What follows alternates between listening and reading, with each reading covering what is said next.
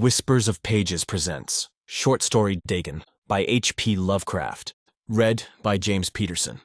If you enjoy our audiobooks, please subscribe to stay updated with our latest releases. Happy listening. I am writing this under an appreciable mental strain, since by tonight I shall be no more. Penniless, and at the end of my supply of the drug which alone makes life endurable, I can bear the torture no longer, and shall cast myself from this garret window into the squalid street below. Do not think from my slavery to morphine that I am a weakling or a degenerate. When you have read these hastily scrawled pages, you may guess, though never fully realize, why it is that I must have forgetfulness or death. It was in one of the most open and least frequented parts of the broad Pacific that the packet of which I was supercargo fell a victim to the German sea raider. The Great War was then at its very beginning, and the ocean forces of the Hun had not completely sunk to their later degradation, so that our vessel was made a legitimate prize, whilst we of her crew were treated with all the fairness and consideration due us as naval prisoners. So liberal, indeed, was the discipline of our captors, that 5 days after we were taken, I managed to escape alone in a small boat with water and provisions for a good length of time. When I finally found myself adrift and free, I had but little idea of my surroundings. Never a competent navigator, I could only guess vaguely by the sun and stars that I was somewhat south of the equator. Of the longitude, I knew nothing, and no island or coastline was in sight. The weather kept fair, and for uncounted days I drifted aimlessly beneath the scorching sun, waiting either for some passing ship or to be cast on the shores of some habitable land. But neither ship nor land appeared, and I began to despair in my solitude upon the heaving vastnesses of unbroken blue. The change happened whilst I slept. Its details I shall never know. For my slumber, though troubled and dream-infested, was continuous. When at last I awaked, it was to discover myself half-sucked into a slimy expanse of hellish black mire, which extended about me in monotonous undulations as far as I could see, and in which my boat lay grounded some distance away. Though one might well imagine that my first sensation would be of wonder at so prodigious and unexpected a transformation of scenery, I was in reality more horrified than astonished, for there was in the air and in the rotting soil a sinister quality which chilled me to the very core.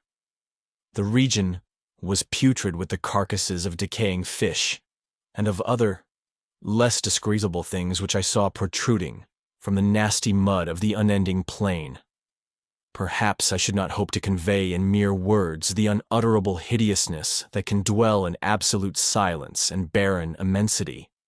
There was nothing within hearing, and nothing in sight save a vast reach of black slime. Yet the very completeness of the stillness and the homogeneity of the landscape oppressed me with a nauseating fear. The sun was blazing down from a sky which seemed to me almost black in its cloudless cruelty, as though reflecting the inky marsh beneath my feet. As I crawled into the stranded boat, I realized that only one theory could explain my position. Through some unprecedented volcanic upheaval, a portion of the ocean floor must have been thrown to the surface, exposing regions which for innumerable millions of years had lain hidden under unfathomable watery depths.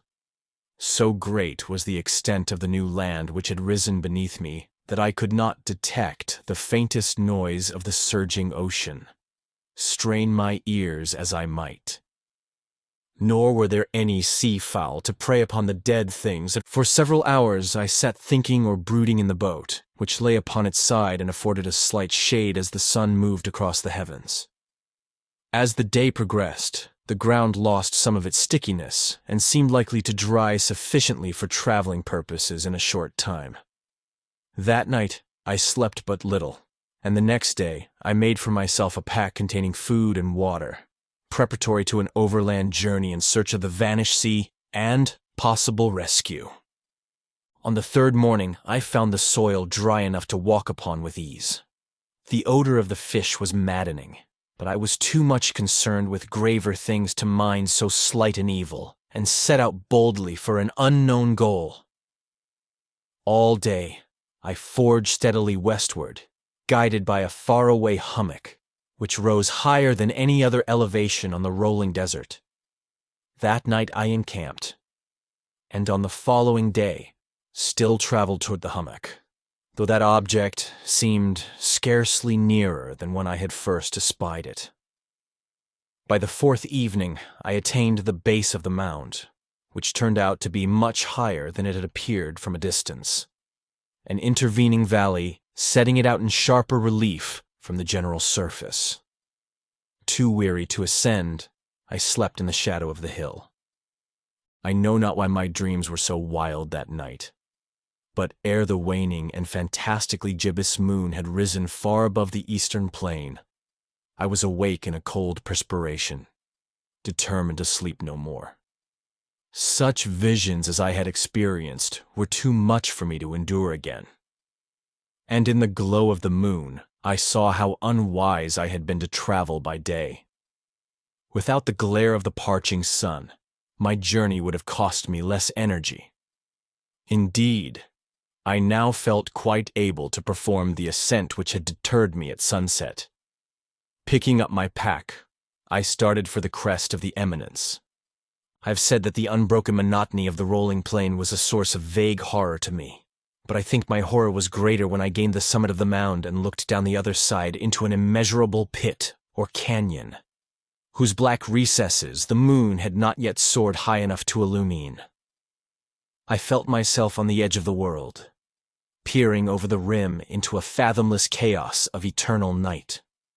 Through my terror ran curious reminiscences of Paradise Lost, and of Satan's hideous climb through the unfashioned realms of darkness. As the moon climbed higher in the sky, I began to see that the slopes of the valley were not quite so perpendicular as I had imagined. Ledges and outcroppings of rock afforded fairly easy footholds for a descent, whilst after a drop of a few hundred feet, the declivity became very gradual. Urged on by an impulse which I cannot definitely analyze, I scrambled with difficulty down the rocks and stood on the gentler slope beneath, gazing into the Stygian deeps, where no light had yet penetrated. All at once, my attention was captured by a vast and singular object on the opposite slope, which rose steeply about 100 yards ahead of me, an object that gleamed whitely in the newly bestowed rays of the ascending moon.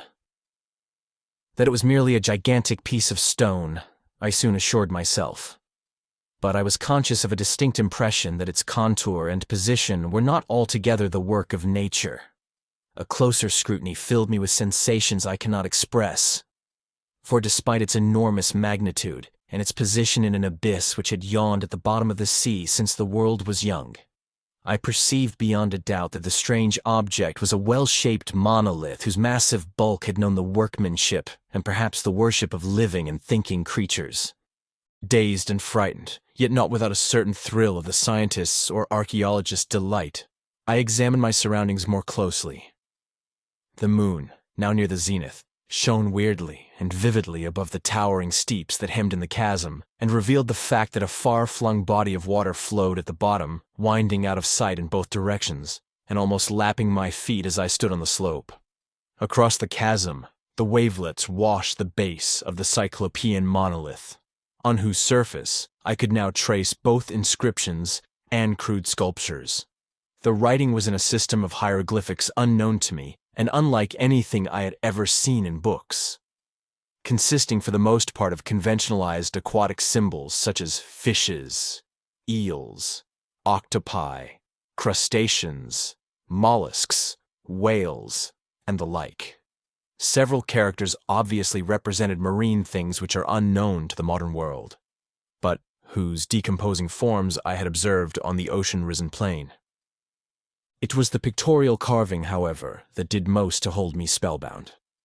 Plainly visible across the intervening water on account of their enormous size were an array of bas-reliefs whose subjects would have excited the envy of a Doré. I think that these things were supposed to depict men, at least a certain sort of men. though the creatures were shown disporting like fishes in the waters of some marine grotto, or paying homage at some monolithic shrine which appeared to be under the waves as well. Of their faces and forms I dare not speak in detail, for the mere remembrance makes me grow faint, grotesque beyond the imagination of a Poe or a Bulwer. They were damnably human in general outline despite webbed hands and feet, shockingly wide and flabby lips, glassy, bulging eyes, and other features less pleasant to recall.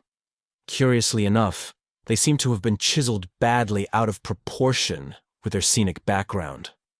For one of the creatures was shown in the act of killing a whale represented as but little larger than himself. I remarked, as I say, their grotesqueness and strange size, but in a moment decided that they were merely the imaginary gods of some primitive fishing or seafaring tribe. Some tribe whose last descendant had perished eras before the first ancestor of the Piltdown or Neanderthal man was born. Awestruck at this unexpected glimpse into a past beyond the conception of the most daring anthropologist, I stood musing whilst the moon cast queer reflections on the silent channel before me. Then, suddenly, I saw it. With only a slight churning to mark its rise to the surface, the thing slid into view above the dark waters. Vast, Polyphemus-like, and loathsome, it darted like a stupendous monster of nightmares to the monolith, about which it flung its gigantic scaly arms, the while it bowed its hideous head and gave vent to certain measured sounds. I think I went mad then. Of my frantic ascent of the slope and cliff, and of my delirious journey back to the stranded boat, I remember little. I believe I sang a great deal and laughed oddly when I was unable to sing. I have indistinct recollections of a great storm, some time after I reached the boat. At any rate, I know that I heard peals of thunder and other tones which nature utters only in her wildest moods. When I came out of the shadows, I was in a San Francisco hospital, brought thither by the captain of the American ship which had picked up my boat in mid-ocean. In my delirium, I had said much, but found that my words had been given scant attention. Of any land upheaval in the Pacific, my rescuers knew nothing, nor did I deem it necessary to insist upon a thing which I knew they could not believe. Once I sought out a celebrated ethnologist, and amused him with peculiar questions regarding the ancient Philistine legend of Dagon, the fish god. But soon perceiving that he was hopelessly conventional, I did not press my inquiries. It is at night, especially when the moon is gibbous and waning, that I see the thing. I tried morphine, but the drug has given only transient surcease and has drawn me into its clutches as a hopeless slave. So now I am to end it all, having written a full account for the information or the contemptuous amusement of my fellow men.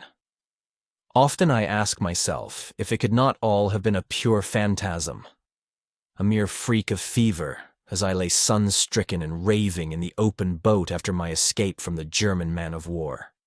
This I ask myself, but ever does there come before me a hideously vivid vision in reply.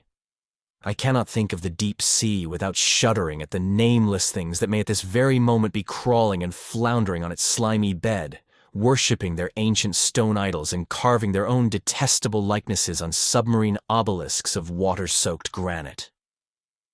I dream of a day when they may rise above the billows to drag down in their reeking talons the remnants of puny, war-exhausted mankind, of a day when the land shall sink and the dark ocean floor shall ascend amidst universal pandemonium. The end is near. I hear a noise at the door, as of some immense slippery body lumbering against it. It shall not find me. God, that hand, the window, the window! Thank you for listening to this audiobook on the Whispers of Pages channel. If you enjoyed the story, don't forget to like and subscribe to support us. Feel free to leave your thoughts in the comments. I'd love to hear your feedback. Stay tuned for more exciting content, and until next time, happy listening.